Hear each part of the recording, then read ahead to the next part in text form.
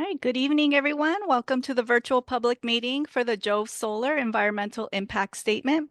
The time is now 5:30 p.m. Mountain Standard Time, and we have now started the meeting. My name is Tanya Fragomeno, and I will be the moderator for today's meeting.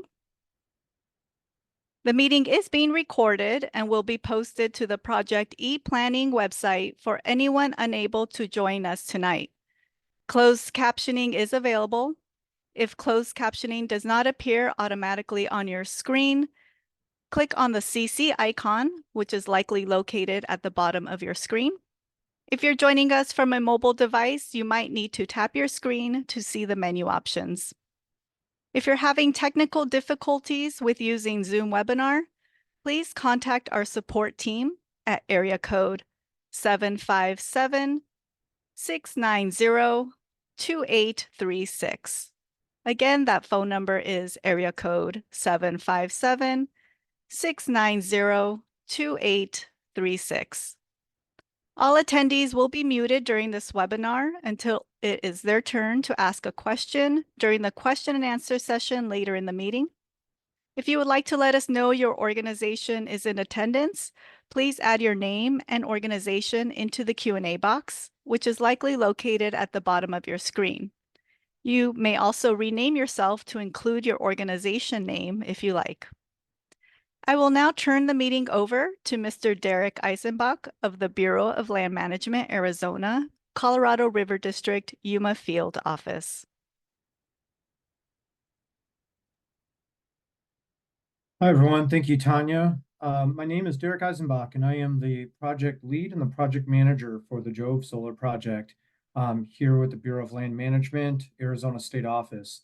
Thanks for joining us this evening. Before we get rolling with this presentation, I want to take a moment to introduce Ray Castro, our field manager in the Yuma Field Office. He is the authorized officer for this project. So Ray, if you would give us a moment to introduce yourself and talk about your role here. Oh, good evening, everyone. I'm Ray Castro, field manager for the Yuma Field Office, and I'm also going to be the final decision maker on this Jove Solar project. I want to thank you for joining us this evening. After this presentation, we'll be available for questions, so I'll shoot it back to Derek. Thank you. Awesome. Thanks, Ray. All right. Well, we'll begin with the presentation about the project, and we'll follow with the presentation on question and answer in a question and answer session.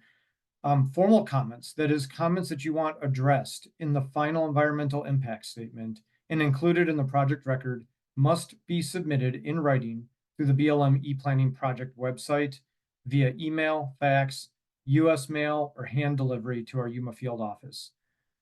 Instructions on how and where to submit your comments will be described shortly. In our final slide, we'll have the addresses and contact information to submit your comments. Our goal tonight is to provide an overview for the project and the draft EIS, answer your questions about the project, and provide information on how to submit comments. So Jove Solar, it's a proposed photovoltaic solar power plant of up to 600 megawatts proposed on approximately 3,495 acres of BLM managed public lands and 38 acres of La Paz County land. The project site is south of Interstate 10, midway between Phoenix and the California border, roughly 85 miles west of downtown Phoenix and 40 miles east of Quartzsite. We have prepared this draft EIS, or environmental impact statement. You'll see that acronym used a lot tonight. So we've prepared this draft EIS per requirements of the National Environmental Policy Act, or NEPA. You'll hear that term a lot tonight. The draft EIS discloses potential effects of the proposed project, as well as alternatives to the proposal. The purpose of BLM's environmental review is to respond to the applicant's request for a right-of-way for the project, which we consider on a case-by-case as part of our responsibility under the Federal Land Policy and Management Act of 1976, or FLPMA, that is BLM's organic act, or what enables and empowers BLM to plan for public lands. Public involvement is a critical component of the NEPA process, and we welcome your questions tonight, as well as your substantive comments in writing. As mentioned, comments must be submitted in writing to be included in the project record. We'll go over a few methods here in a moment, but I just want to definitely emphasize that to be in the record, you're going to have to submit things in writing. We'll take questions and answers tonight, though. So written comments may be submitted electronically via the participation portal on the project e-planning website, by email, by fax, by U.S. postal mail, or by hand delivery to the Yuma field office. Comments must be submitted by June 3rd, 2024 to be considered in the development of the final EIS. The website, email, fax, and mailing address are listed on the screen, and we'll show that again at the end of this presentation. All right, well, let's talk NEPA here for a second. NEPA, the National Environmental Policy Act of 1969, established a framework for evaluating the effects of federal decision-making on the environment. In undertaking a NEPA analysis, federal agencies like BLM are required to coordinate with other federal agencies, state and local governments, tribal nations, and any member of the public that may have interest in the proposal. The ultimate goal of NEPA is to inform the public of potential environmental impacts of projects and provide our decision makers with analysis to make reasoned, informed decisions. NEPA provides several options for impact assessment and disclosure depending on the anticipated impacts of the proposal. We here at BLM have already determined that the Jove Solar Project would likely result in significant impacts, and thus prepared an environmental impact statement, or EIS. A requirement for EIS is that the decision maker, in this case, Ray, our Yuma field office manager, considers all practicable means to avoid or minimize environmental harm. In the draft EIS, we evaluate potential impacts to a wide range of human and natural resource areas. We address important ecological, economic, and social issues identified through scoping. And we evaluate the proposed action and alternatives on the basis of direct, indirect, residual, and cumulative effects. Effects in the draft EIS are described in terms of changes that would occur on the physical environment, such as land, water, and air, biological environment, such as plants and animals, and the economic and social components of the human environment. I'm going to take you through a timeline here. So this project all started back on December 7th, 2022, and that is when we gave notice to the project with a notice of intent and opened that for public comment on scoping the project until February 1st, 2023. A notice of availability announcing that the draft EIS is available for public comment and review was published in the Federal Register on April 19th, 2024, which started a 45-day public review period. Comments received on the draft EIS will be reviewed, and any substantive comments will be addressed in the final EIS. After the final EIS is published in late 2024, we have a 30-day waiting period, after which BLM may issue a record of decision. The record of decision, or ROD, anticipated in late 2024, will document the BLM's decision on whether or not to grant the right-of-way permit for the Jove Solar Project, and if so, what mitigation measures would be followed to minimize potential environmental impacts. The proposed project is to help serve the increase in demand for clean, low-carbon electric power in a manner that is consistent with federal policy mandates and incentives for development of new renewable energy sources, while avoiding and minimizing potential adverse impacts to the environment. President Biden has set ambitious goals to achieve a carbon pollution-free power sector by 2035 and puts the United States on an irreversible path to a net zero carbon economy by 2050. For Section 207 of Executive Order 14008, the Department of Interior is identifying steps to accelerate responsible renewable energy production on public lands and waters to support climate and environmental goals. In addition, the Bipartisan Energy Act of 2020 requires the Secretary of Interior to establish national minimum goals for renewable energy production on federal land. Furthermore, the Secretary shall seek to permit at least 25 gigawatts of electricity from wind, solar, and geothermal energy not later than 2025 through management of public lands and administration of federal laws. There are several federal, state, and local permits, authorizations, and approvals that would be required for the project. Besides BLM, agencies involved in some way include the U.S. Environmental Protection Agency, U.S. Fish and Wildlife Service, U.S. Bureau of Reclamation, Arizona Game and Fish Department, Arizona Department of Environmental Quality, and Paz County, Arizona. And we're going to bring up some photos here. As you can see in these photos, the proposed location is largely undeveloped and consists mainly of relatively flat terrain. The project would be located in an area where public lands are managed for multiple use, including electricity transmission, pipeline and highway rights-of-way, cattle grazing, wildlife habitat conservation, and dispersed recreation. The project would be consistent with BLM's multiple use mission to focus nationwide on 5 overall priorities, one of which is encouraging and facilitating renewable energy development, that is solar, wind, or geothermal, on our nation's public lands. I'll now turn the presentation over to Stephanie Lauer of Jove Solar LLC, the applicant for the Jove Solar Project, to present the project in more detail. Over to you, Stephanie. Eric, my name is Stephanie Lauer, and I am the Director of Permitting for Jove Solar LLC. Jove Solar has requested a 30-year right-of-way grant from BLM to construct, operate, maintain, and decommission this utility-scale solar PV energy generating facility and a potential battery energy storage system. The project would generate up to 600 megawatts of electricity. It would be connected into the regional transmission system via the Cielo Azul 500 kV switching station and the 10 West Link 500 kV transmission line.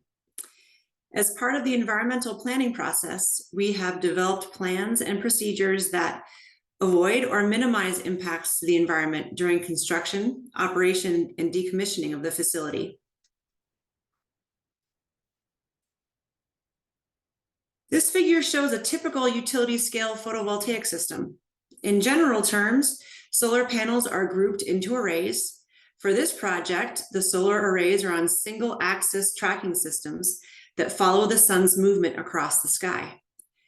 The direct current, or DC electricity, is collected from the arrays and fed into inverters that convert the DC electricity into alternating current, or AC electricity. This electricity will then be sent via overhead collection lines to combining switchgear in a substation, and then onto the regional grid via the 10 West Link transmission line. The project would be in southeastern Paz County, Arizona, approximately 22 miles east-southeast of the community of Brenda and the I-10 Highway 60 junction, 35 miles east of Quartzsite, and 30 miles west of the community of Tonopah. This figure shows the orientation of the project. Please note that this is a preliminary and conceptual layout. Facility features could move a bit within the project area as the design is refined. The solar arrays will cover the majority of the site, with collection lines connecting the arrays. A utility corridor would contain 69 kV overhead connection lines within an easement on Paz County land. We have included 2 corridor options to BLM, one of which will contain the easement. This easement is currently being finalized and will be updated in the next version of the site plan and the plan of development. The electricity will enter a substation for an adjacent solar project and the Cielo Azul switchyard. The yellow dashed line is the 10 West Link transmission line. We've designed the project to avoid known conflicts such as existing infrastructure in a BLM corridor and to maintain access along public roadways. We've planned setbacks from areas most likely to support wildlife or to contain cultural and historic resources. This will be discussed in more detail later in the presentation, but you can see on this map locations that we've designated as no build areas for a wash avoidance alternative that addresses Arizona Game and Fish and BLM's wildlife movement concerns.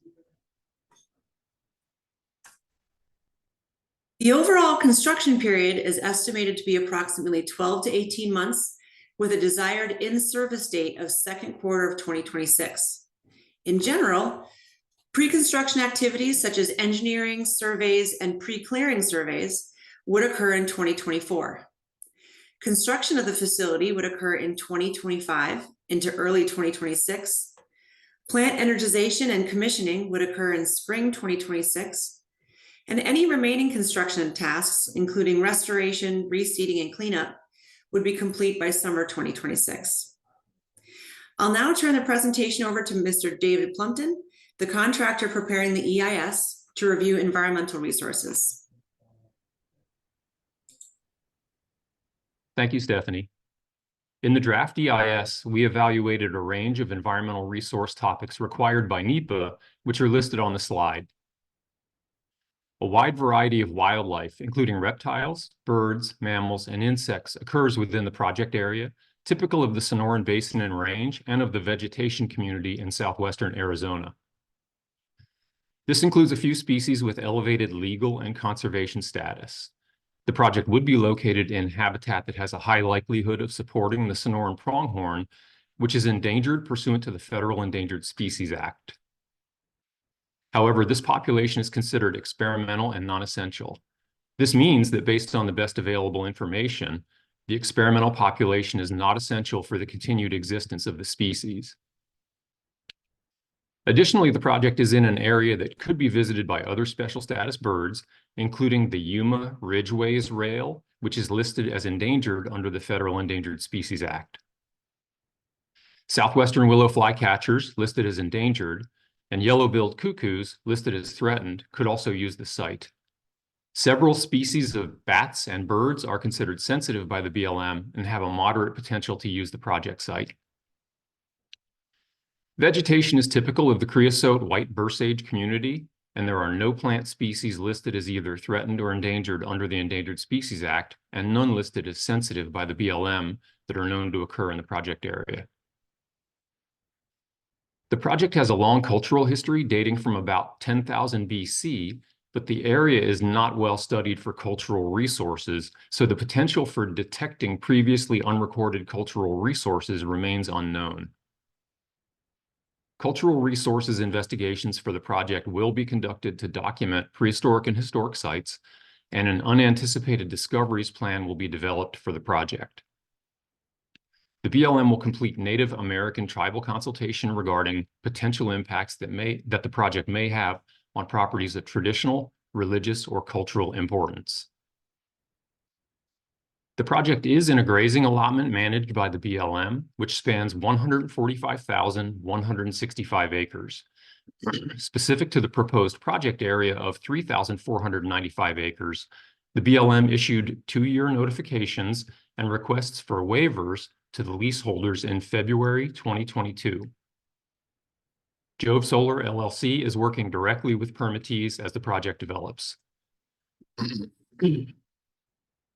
There are a few other authorized uses near the project.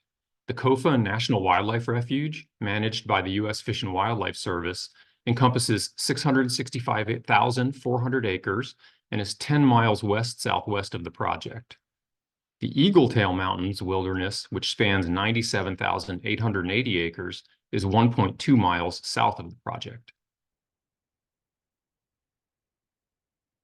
Stephanie provided an overview of the proposed project. I'll describe an action alternative that was evaluated in the EIS, which we called the wash avoidance alternative. The wash avoidance alternative is largely the same as the proposed action, but would avoid construction within the desert wash. There is also a no action alternative that we evaluated as required by NEPA.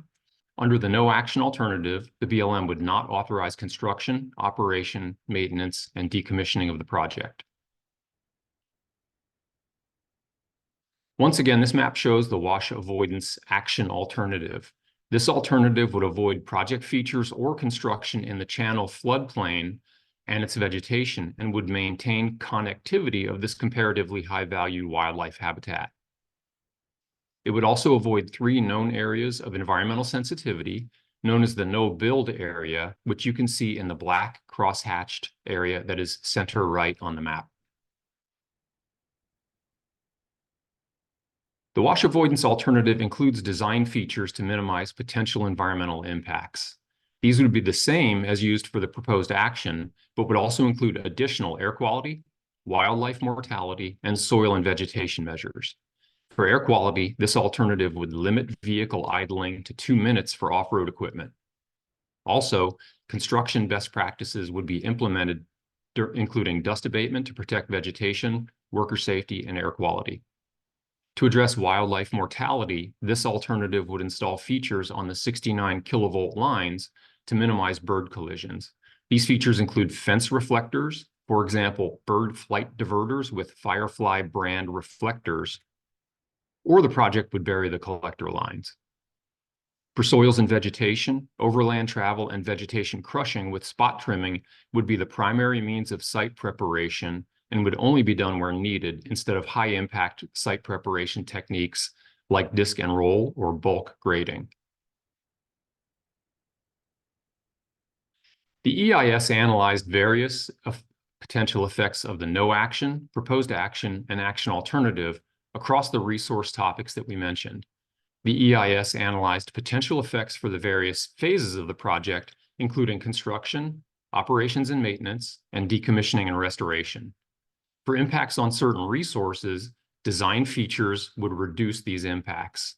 By design features, we mean requirements for how the project would be built, in addition to supplemental plans or studies, and application of standardized best practices.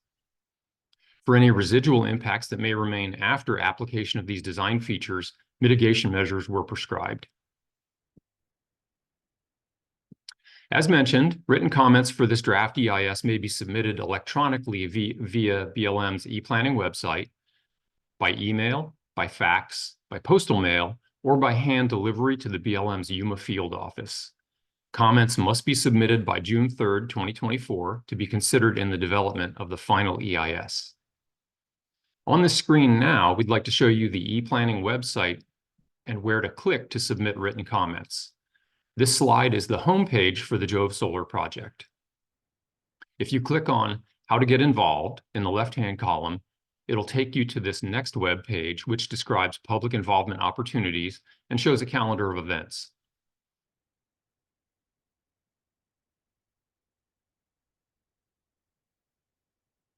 If you click on Participate Now in the left-hand column, it'll take you to the entry page for submitting written comments. Click on the Participate Now button, and it will take you to the page to start submitting your comment, which is shown on this next slide.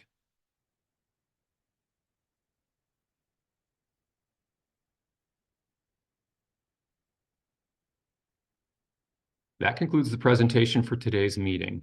We'll now move to the question and answer session. To help facilitate the question and answer session, I'll turn the meeting back over to our meeting moderator, Tanya Fragamento. Hey, thank you, Dave, and thank you again, everyone, for joining us tonight. My name is Tanya Fragamento, and I will be the moderator for today's question and answer session. Derek Eisenbach, BLM's project lead for the EIS, will be answering questions, accompanied by other subject matter experts. So we have about 30 minutes for question and answers, and we can stay online a bit longer if we haven't gotten through everyone in the queue. If you would like to ask a question tonight, you can do so by typing your question into the Q&A box or by clicking the raised hand icon to enter the queue for a verbal question.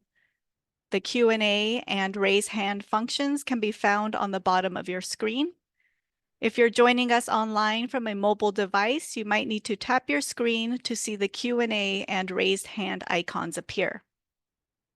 If you're joining us by telephone and not through the online app, dial *9 to enter the queue for a verbal question.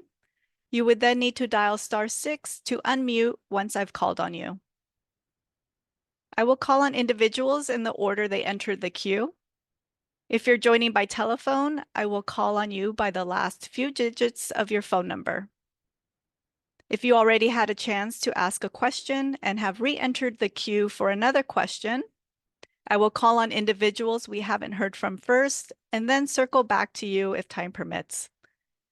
Please remember that this opportunity is for questions only. For comments, please submit them in writing via the project website, email, fax, postal mail, or hand delivery. For technical assistance with Zoom webinar, please call our support team at area code 757-690-2836. We will now begin the question and answer session. So again, you can use the raise hand icon to enter the queue for a verbal question or type your question into the Q&A box. Thanks, So- Tanya. I'll step in here because we had some questions already open. So while people are preparing their next questions or getting ready to raise a hand, let me kind of review a couple of things here. The first question I answered really quickly, and this was a question from Kevin, who noted that the Interior Department announced 2 weeks ago that they have met the 25 gigawatt by 2025 goal on public lands.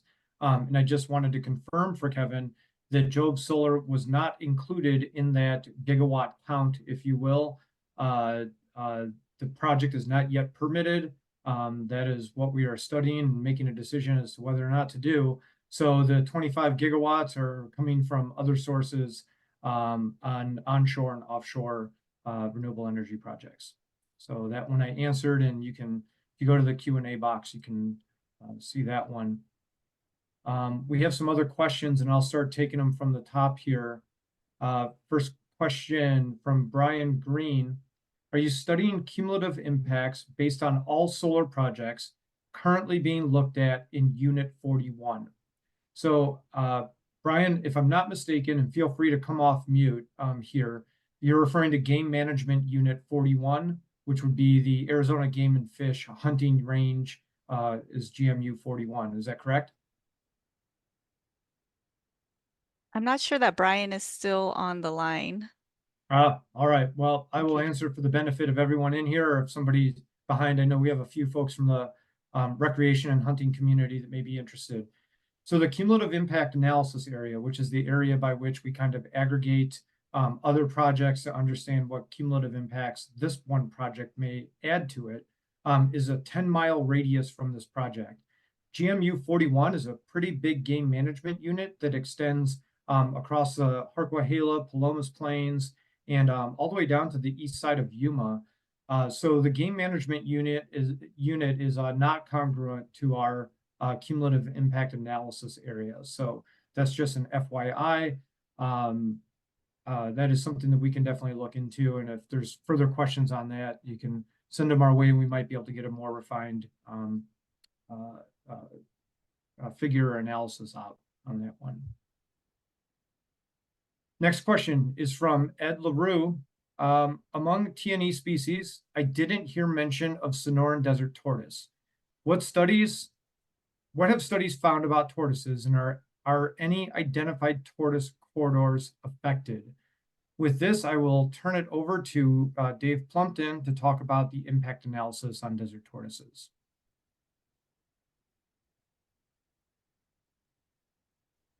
Thank you. The biological resources report that was done for the project did surveys for the desert tortoise and didn't find any during those surveys.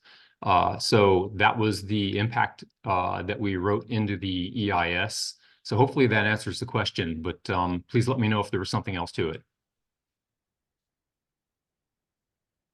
Yes, and if you want to add to your question, you can use the raise hand icon or type in a question into the Q&A box. Can we get Ed off mute to see if that was if we got a good answer here for Ed? Yes, Ed, you'll see on your screen a pop-up. If you'd like to speak, you can unmute yourself. Yeah, thank you, David. Thank you for the information. And so which BLM category is this relative to tortoises, and has it been identified as a connective area by the Arizona Game Department of Fish and Wildlife? This is not categorized habitat. Okay, thank you.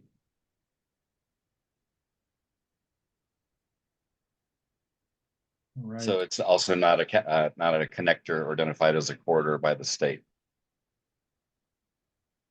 I don't have the answer on that one.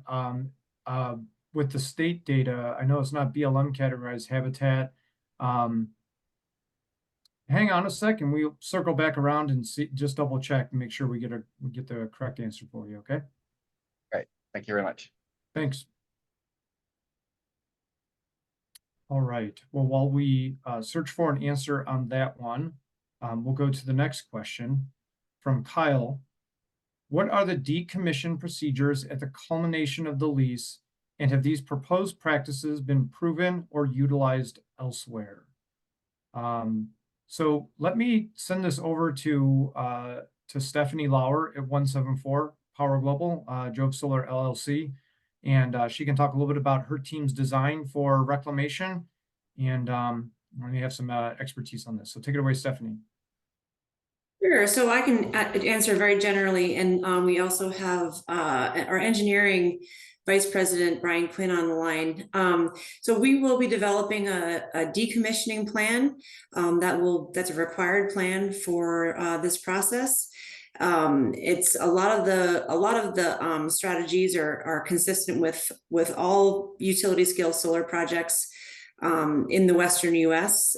So that will be a plan that the BLM will be evaluating and approving, and that will be implementing upon the closure and decommissioning of the facility. Brian Quinn, do you have any further details about how decommissioning will occur?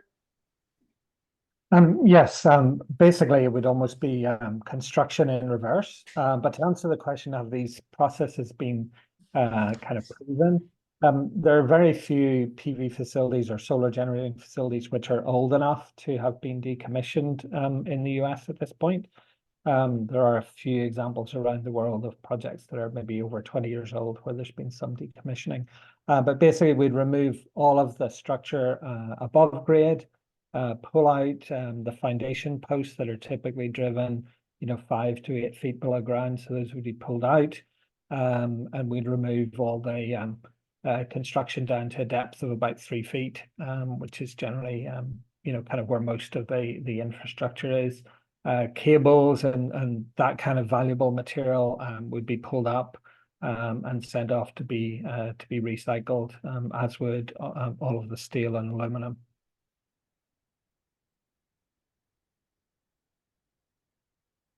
Okay, thank you for that.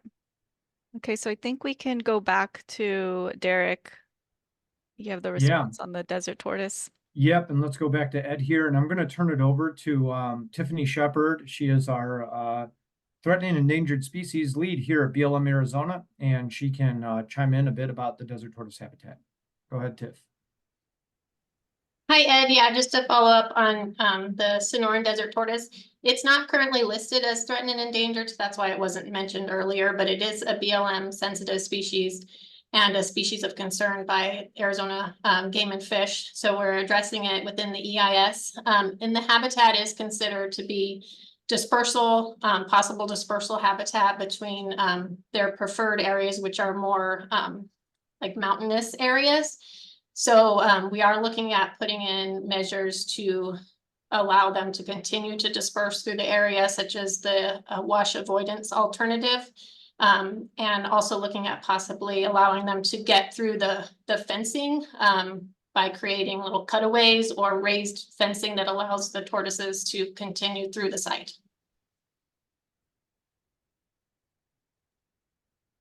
Thanks, Tiff. That was great.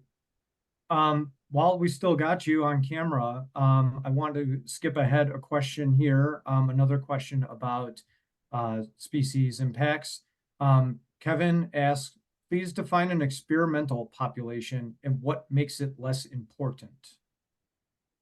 Yeah, so the Fish and Wildlife Service under the Endangered Species Act, Section 10J, they can designate experimental populations, and those can be designated as essential or non-essential. And with the Sonoran pronghorn within this area, north of Interstate 8 and south of Interstate 10, we have what's designated as a non-essential experimental population. And the way that works is it's not considered to be essential for the continued survival of the species, but it can contribute towards recovery. So we do want to do good things for that population. That's why we're still looking at trying to allow them to continue movements through the wash avoidance alternative. And so we do still have obligations under the Endangered Species Act that we're working to meet. It's just a different section per se that we do those under. Let me know if that did not fully answer your question.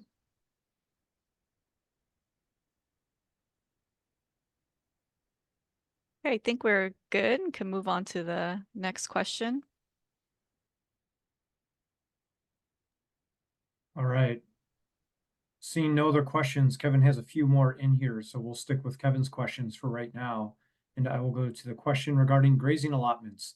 Are there grazing allotments on site, and what is the mitigation? So I'm presuming mitigation for impacts to the ranchers. So there are 2 allotments would be affected by this project. The regulations allow for BLM to adjust the permits under which grazing is occurring, so those grazing permits, with a 2-year notice. That 2-year notice has been issued, and I believe those notices were issued longer than 2 years ago, so they are expired right now. Nevertheless, I know that the developer continues to discuss mitigation on a party-to-party, kind of private party-to-private party basis with those authorized permittees for impacts that they may experience as a result of losing those pastures that they may use. Additionally, any improvements, so range improvements on site, and that may be fences, corrals, pipelines, developed waters, anything like that, is appraised, and ranchers are entitled to reimbursement for the appraised value of those. So those are 2 things that are essentially mitigation for impacts that ranchers may experience out there.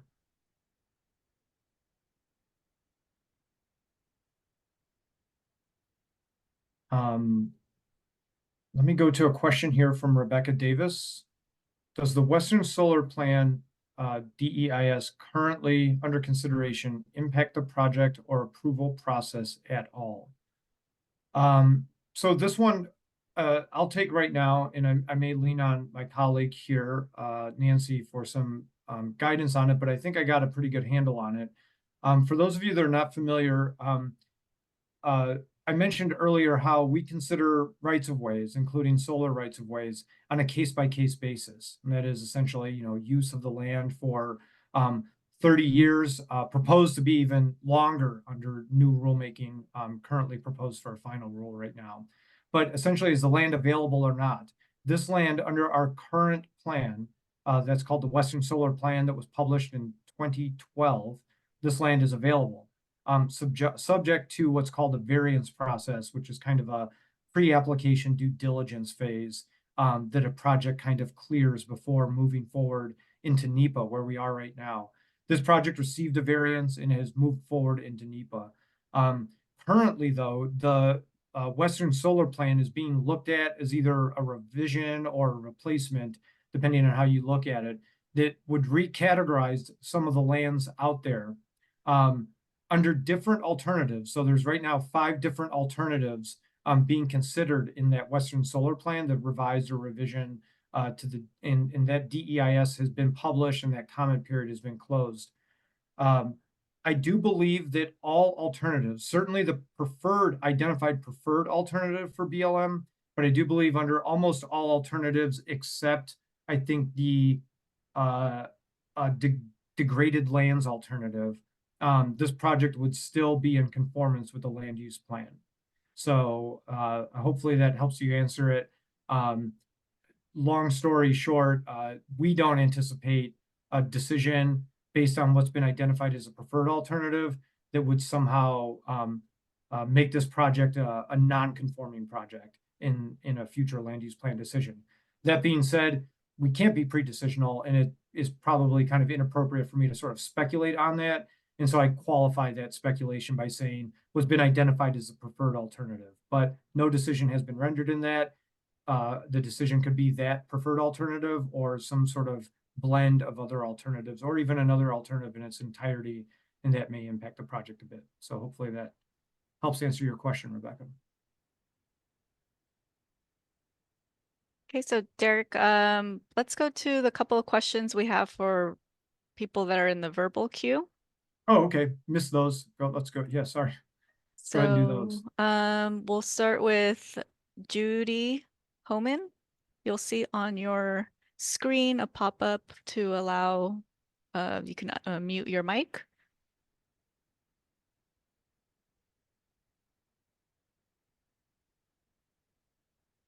I don't have any questions. Thank you. Okay, thank you.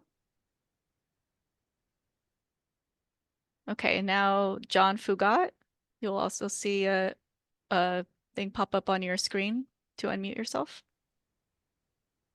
Yeah, I asked Nancy, well, I asked and Nancy answered that this project's going to require a conditional use permit. Can you folks define conditional use permit for me, please? I'll take a shot at this one. So Paz County has an entitlement process, that's tied to their comprehensive management plan. This project is going to incorporate some parts of La Paz County managed land, if you will, and therefore subject to La Paz County's zoning and entitlement process. I believe for utility solar projects, and I don't represent the county, so I might be mangling this a bit. It's a question more appropriate for the county, but I'll do my best with it. For utility scale solar projects, the county considers those as a permitted use through what they call a conditional use process. That means that, that use is authorized subject to the discretionary decision of authorities in La Paz County, the Board of Supervisors or the commission that is designated by the Board of Supervisors. So there is a process over there that Jove Solar LLC will apply to. They'll likely have to go through public presentations and discussions and coordination with the county for the county to consider this an authorized use and grant them the permission to continue developing across those county lands. Let me let Stephanie Lauer over at Jove LLC talk a little bit more about that process since they're the ones involved in it. Thank you. Yeah, Derek, I think you covered it all. That is part of, many permits that we will need to receive from from the BLM and also from state and La Paz County. We have not submitted that application to La Paz County yet, but that application is in progress. Am I still unmuted? Yes. You are. Okay. Follow-up question. Yes, please. So at the same time you're trying, what you just told me, if I understood correctly, at the same time you're trying to get or gain a finalized environmental impact statement from the Bureau of Land Management, you will also have to require a special use permit from the Board of Supervisors of La Paz County. Correct. So if BLM says yes and La Paz says no, what happens next? I think I need to turn over the jurisdictional question to Derek. Yeah, that's a tricky one, John, and it's something that I think is best left for attorneys should that bridge need to be crossed. BLM's position, generally speaking, and again, maybe speaking a little bit outside of my expertise, as I'm not one of our federal attorneys, but BLM has decision-making authority over its lands. I guess the best way to look at it is if BLM decides that a project is fit to go forward, but that project is unable to move forward without approval on other neighboring lands. In this case, that acreage that's managed by La Paz County, the project would have to look for a new way to operate without a county nexus, if you will, or without the county permission on that. And that would be probably a bridge we would cross should we get there. With regards to other things like appeals or any litigation or things like that, it's just, way too early to speculate on it. and I can't really speculate on how the county, looks at their discretionary, decision-making authority, and what they consider. If they make a decision before BLM, if they make a decision after BLM, if there are other conditions that they apply to a project that might affect developments on BLM. I can't really speak for the county on that. So with all due respect, John, I think that's a question best addressed to the county. I appreciate your answer.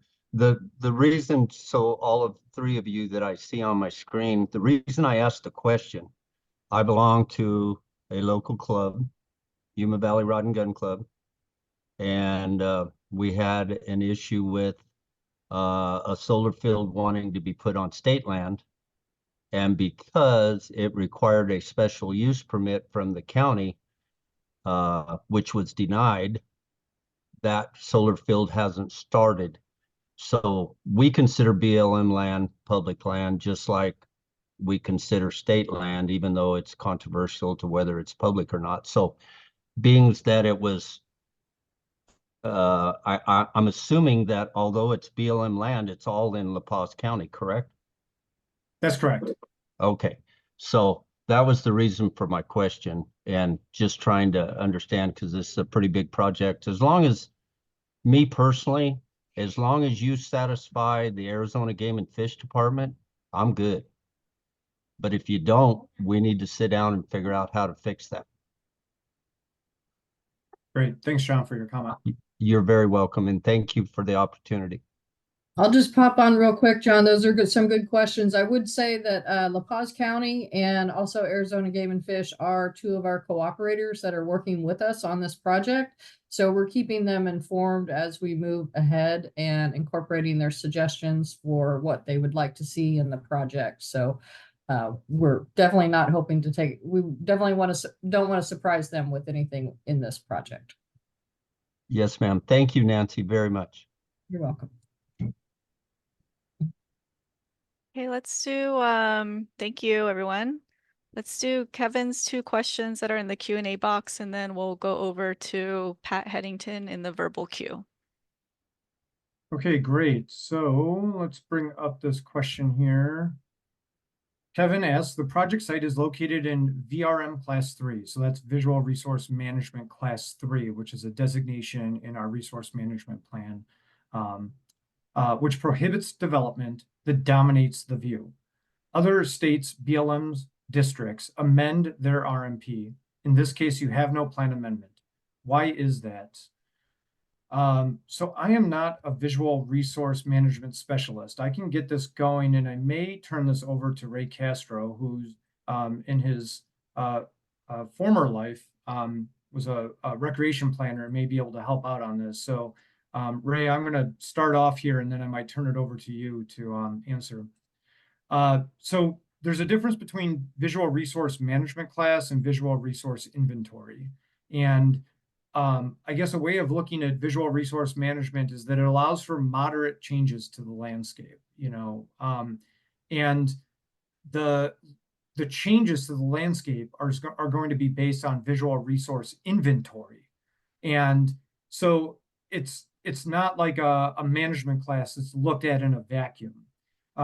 Before this project was underway, and before we started in NEPA, and I would refer to the section in NEPA that discusses scenic impacts, BLM required a study that looked at that visual resource inventory and basically what viewpoints from around, looking out at the project, how far away would the project be seen?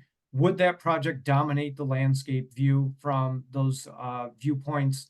And what changes would essentially occur in the vicinity of this project? And I'll just kind of summarize what's studied in the EIS. We have I-10 to the north of the project, which is at a little bit higher elevation. So that is not like below grade from where the project is. The project itself is below grade from the interstate. So the interstate sort of looking out may see that project, but actually the backdrop of that would be the mountains behind it, the Eagle Tail Mountains behind it. There's also the 10 West Link dominates the landscape out there as well. That's a 500 kV line that runs north of the project. The under construction Cielo Azul substation, which is a very big switch yard serving 10 West Link right there. The aforementioned I-10 itself, and all the vehicle traffic that is traveling above grade on there. So, you know, thousands of truck trips daily passing by, big white trucks moving slowly through. So generally speaking, I think the visual resource inventory is the backdrop. Putting this project in context of the inventory shows that this would not dominate the landscape and would be a moderate change to the inventory that's out there. And that's why a decision was made to not undertake a plan amendment. But let me go over to Ray Castro, like I said, who has quite a bit of experience kind of implementing visual resource management out there, and is also our decision maker, and he might be able to help out a little bit in cleaning up my explanation. So Ray?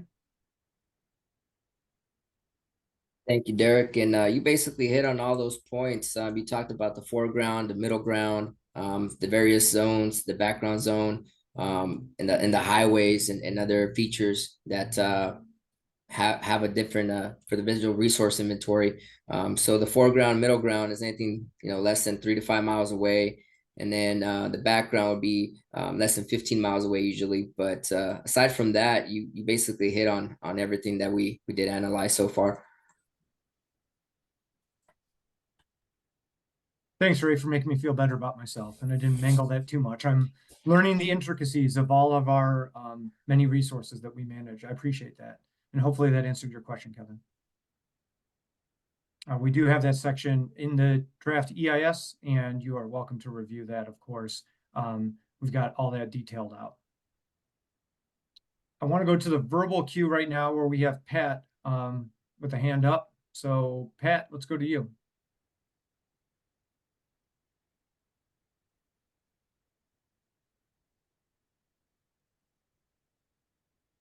Pat, okay, I think Pat. Oh, There we go. Can you hear me now?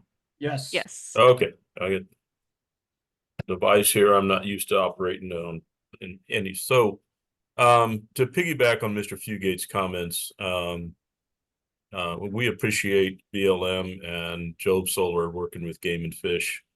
Our biggest concerns along with what Mr. Fugate already elaborated on, include mitigation for wildlife and habitat loss. I've kind of been in and out of the webinar a bit. I don't know if anybody has asked that question or engaged with Jove on that at all. Unfortunately, typically, because of many of the restrictions that the Game and Fish Department has placed on them, they're not able to request mitigation for habitat loss. And so that's where one of the things that we have been pushing for in our involvement with these types of projects. So does Jove Solar have any plans for mitigating habitat loss? Any proposals to offer any sort of mitigation to habitat in the area? So yeah, let me kind of talk a bit about mitigation and maybe just a kind of point of clarification for those. BLM always seeks to avoid, then minimize, then mitigate. And mitigation often comes in very late stage in a consideration after we've determined if impacts could be avoided or minimized. In this case, I mean, there's not really avoiding impact on wildlife habitat. A site is fenced off for security and for safety, and wildlife is not able to freely pass through the site, at least big game species, which you may be most interested in. Smaller wildlife are able to get in, and birds can land in there, and burrowing owls and things like that, but by and large, big game is going to be excluded. There is the minimization, of course, which is the second phase of design, and we're taking a look at that alternative to design that corridor for wildlife to continue to move through the site and find forage. And this would be for big game, to find forage elsewhere in the vicinity rather than sort of run into a chain link fence and have nowhere else to go. So they'll be able to use the forage of the wash and use that wash to migrate to other browse areas out in that area. Then there's the mitigation part of it all, which is, does BLM have authority to sort of impose some kind of mitigation on top of all of that to offset impacts? And that's not something that we've contemplated right now as a kind of imposition.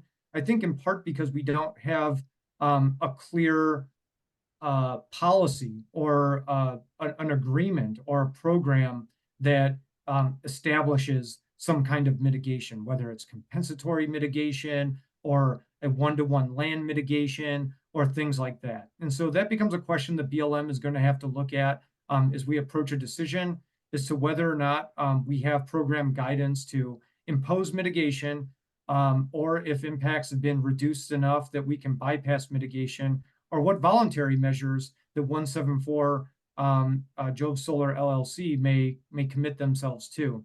And all I could really say at this point is like, you know, that's not something that is currently contemplated in the draft EIS for the impacts right now. It is something that we can contemplate in that record of decision. And before we get to that record of decision, we'll continue to have discussions with Game and Fish, with Jove Solar LLC, and internally here at BLM to decide what, if any, mitigation is appropriate.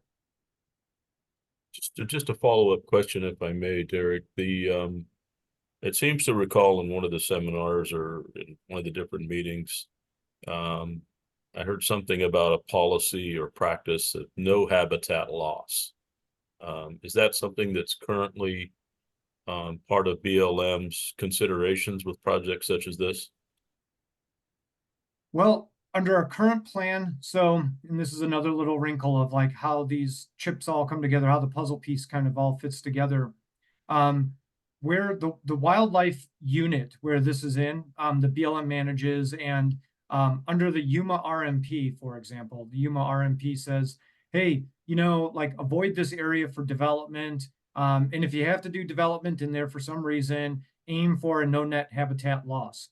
But that plan was amended by both the Western Solar Plan, which says, well, here is your solar development, and here's the design recommendations for solar development, and that's an allowable use. And then furthermore, our restoration design energy project, which was a sort of step down, added additional layer of planning on top of it, said, here's some additional kind of design practices that you should get into. So the plan, while it may have like the intent of the original Yuma RMP might have said no net loss of habitat, subsequent plans special for solar energy development have layered on different decisions regarding wildlife and wildlife habitat. We don't have a no net loss design feature in either the Western Solar Plan or the Restoration Design Energy Project. We do know that it was something that was contemplated back in the Yuma RMP, and it's not like a binding, I guess, objective of the RMP now since it's been amended, but that's something that we can look at, of course. And like I said, those are things that we're going to have to kind of consider before a decision of what, if any, mitigation is in there.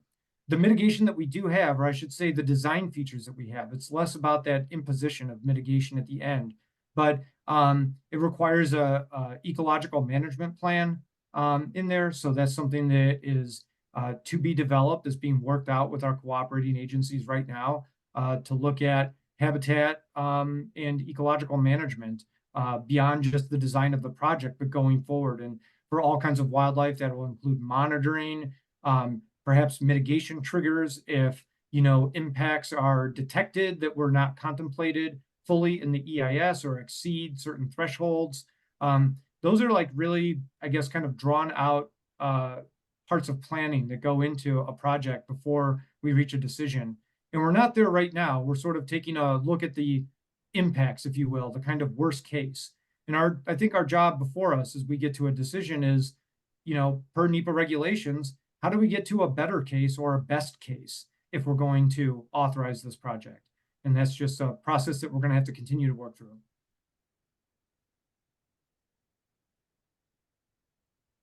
Okay, thank you, Derek. Okay, so we have, let's go to our next verbal question. So John, you'll see a thing pop up on your screen. Yes, ma'am. Am I good? Yes. Perfect. Now you better understand why I asked the question a while ago.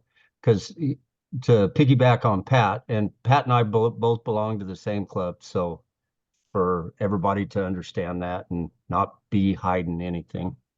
So basically what Derek just said is the Western Solar Plan supersedes what the Yuma Field Office has in its possession.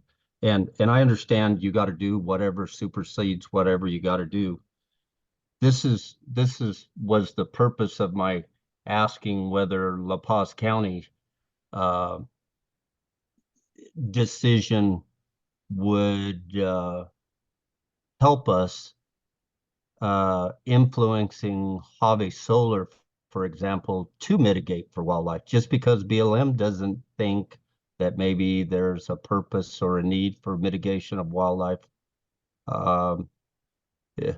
Bottom line, it's a lot easier to go to La Paz County Board of Supervisors meeting than it is to Washington, D.C. trying to change policy. So my question would be to Derek. So let's say that you determined what you explained to Pat, that there's no need for mitigation, but Johnny goes to the Board of Supervisors and convinces them that there is a need for mitigation. Would that stop the whole plan or only the part that's in the county?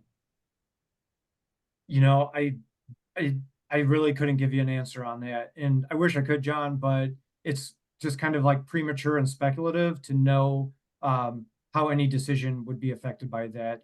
You know, if that hypothetical, if it were to play out, may affect BLM's decision, you know, and I am not going to speak for the decision maker. And I don't think our decision maker wants to speak on a hypothetical of like, if this, then that, you know, like we would have to see that play out and see what those conversations are.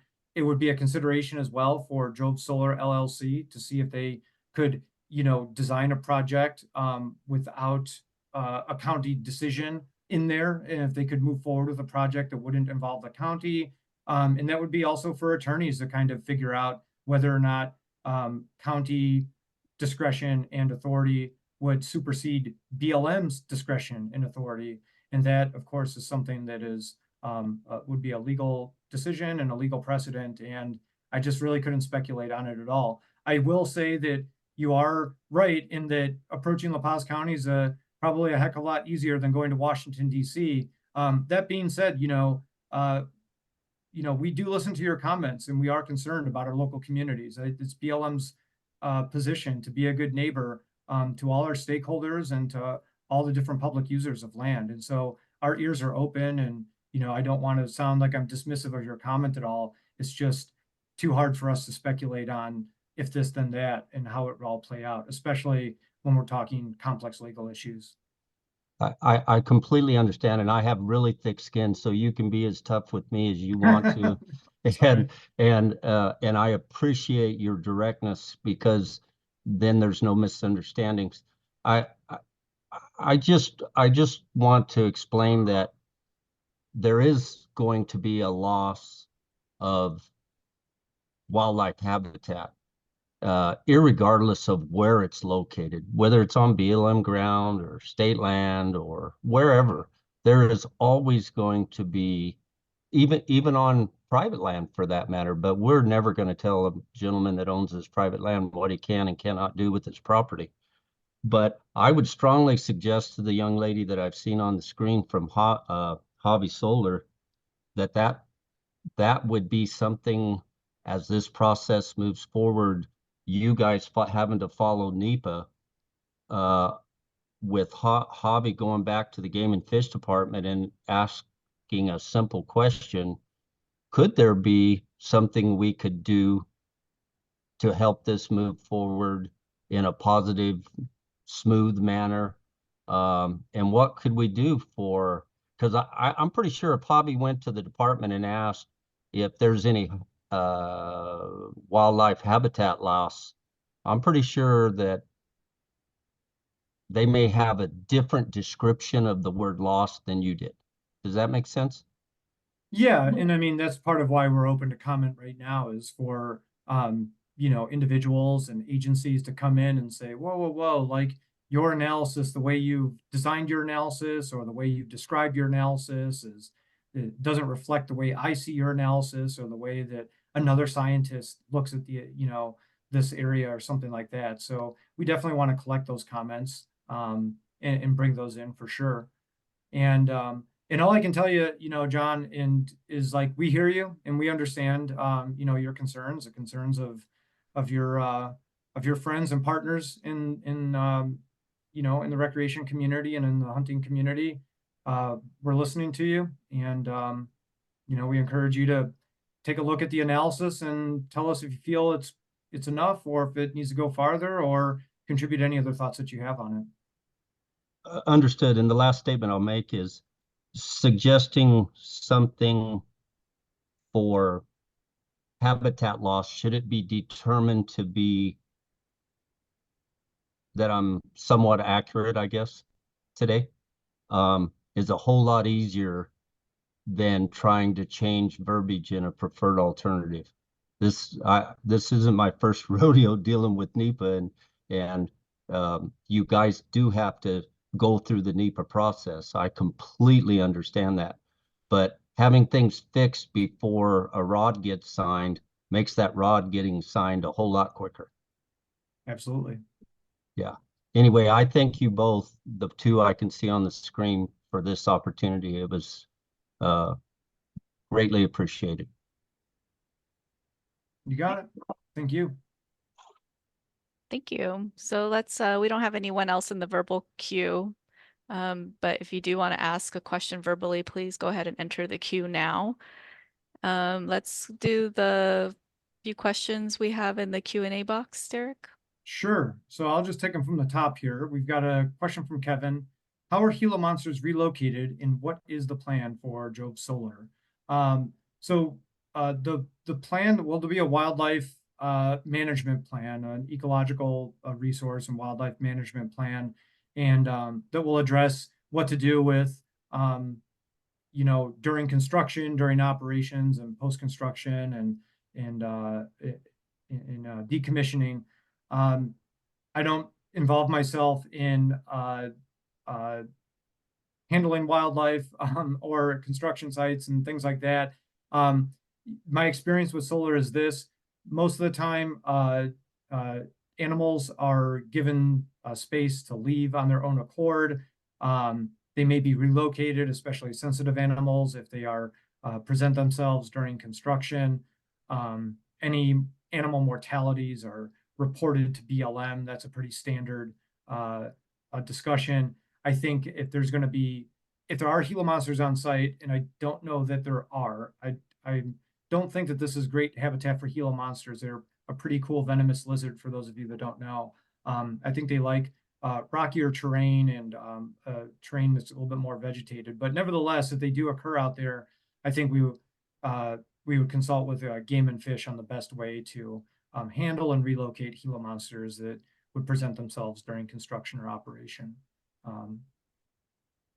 I will leave it to our panelists if they have a better answer, either one of our wildlife folks on here or 174 if they've encountered this on another project of theirs or anything like that.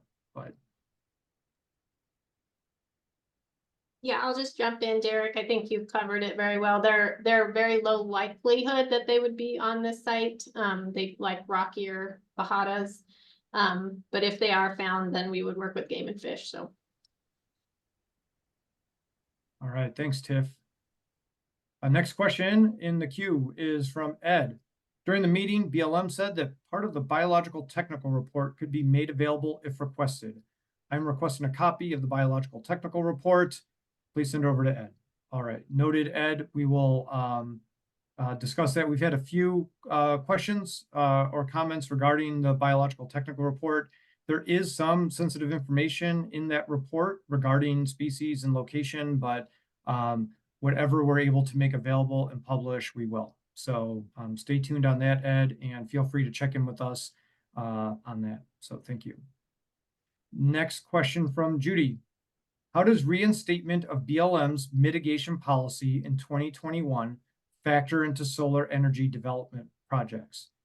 All right, well, I'm going to take the first cut at this, and I'm going to give a heads up to bring on our planning and environmental specialist here, Nancy Favor, who knows quite a bit about this as well. For those of you that need a little bit of a background, previously BLM's mitigation policy, particularly compensatory mitigation, was suspended, and BLM could not impose compensatory mitigation onto a project or developer. And that was reinstated in 2021. As I understand it, you know, I tried to explain this a little bit earlier, and like mitigation is a technical term. Being able to impose mitigation often derives from an authority that's set up in a resource management plan, a habitat conservation plan, a species conservation management plan, and I'm probably mangling some of the alphabet soup that's out there, especially in threatened and endangered species. But a lot of times, you know, BLM is essentially looking to some authority in order to impose compensatory mitigation, some sort of guidance.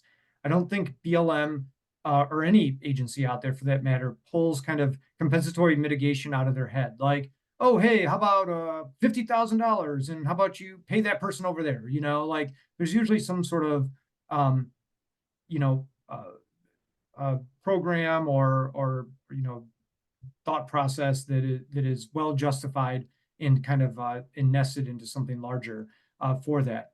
So I'll put it this way, compensatory mitigation is like back on the table, but BLM is oftentimes looking for guidance on how to impose compensatory mitigation rather than just sort of think it up ourselves. And so that's why we look to our partners at the service and our partners at Arizona Game and Fish to develop guidance on what, if any, compensatory mitigation we might be able to impose.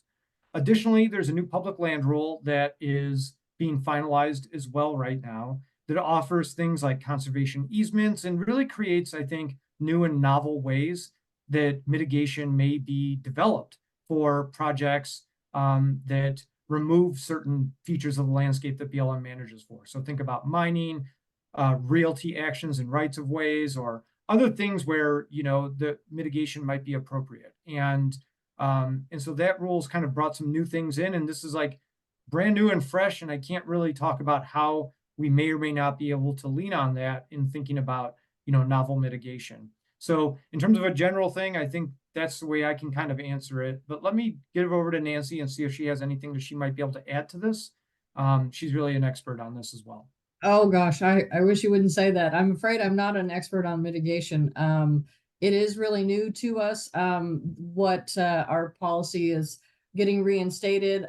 We do try to do a mitigation hierarchy. I mean, our first is to reduce impacts, to avoid impacts, and then, as Derek was speaking about, we do pursue compensatory mitigation with the help of our partners, Arizona Game and Fish, and other agencies that have mechanisms for that in place. And so I am not an expert on that. I don't know if one of our biologists on board, they might be more knowledgeable about that, but it's a great question, and we can follow up with you to provide you more information about that.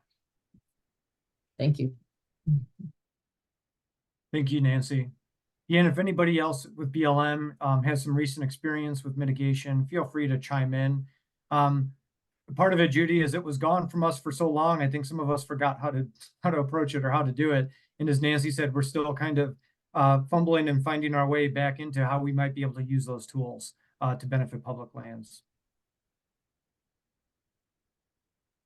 Erica might be able to pop on and speak a little bit to that. Erica, if you can. Hey, how's it going?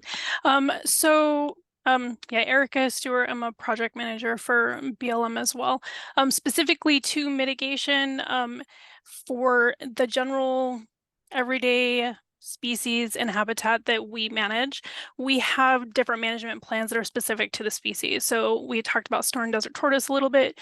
Those have specific management plans and decisions that support compensatory mitigation that go with those. The same thing for we have some for flat-tailed horned lizard, which is not part of this project as well. So throughout BLM, there are different management plans that do go through and actually articulate how mitigation can be done in the calculations and what it's based on and what the analysis is on those site conditions. And it all goes into that process. In terms of this project specifically, none of that was triggered because none of those species so far have been covered under those plans that currently exist. And so as the biologists on the project are working through the biological assessment and those other processes, those discussions are ongoing. And so as they come to working with Game and Fish and Fish and Wildlife Service, this comes into that discussion and how that works with FLPMA and ESA and what is appropriate or not under each one. But those are ongoing discussions still, and that's why you're not really getting a straight answer in terms of this project specifically, because they're still ongoing. So as we work through those processes, more of that will come out and be available for everybody else. Did that answer your question?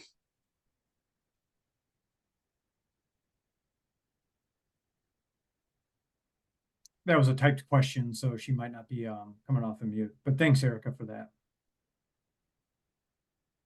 Okay, so we don't have any more questions in the queue or in the Q&A box. So I'm just gonna go ahead and do a last call for questions. So if you want to ask a verbal question, please enter the queue now and type in any last questions into the Q&A box. Tanya, while we wait for our last call here, could you bring back up that slide that had the e-planning site and the QR link over there so folks can make sure they get that before we bail out here? Yeah, so the slide that has the various ways to comment, to submit written comments. Yep.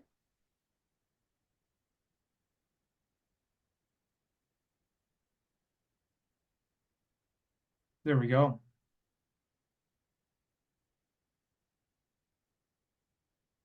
So on the we'll make screen. sure we'll leave that up here for now. Let me check the Q&A box. You're welcome, Judy. Welcome, Pat. And you are welcome, Ed. Thank you for the thanks. Okay, so I'll just give some closing remarks here while we have the how to submit written comments up on the screen. So a recording of this presentation will be posted to the Project ePlanning website, which is listed on the screen, and you can also scan the QR code to get to that website. So please remember that written comments for consideration and development of the final EIS must be submitted by June 3rd. And here's the various ways that you could submit comments via the ePlanning website, email, fax, postal mail, or hand delivery to the Yuma field office. So with that, no more questions in the queue. So I think we can conclude tonight's meeting. Thank you all. Thank you. Have a good night. Thank you.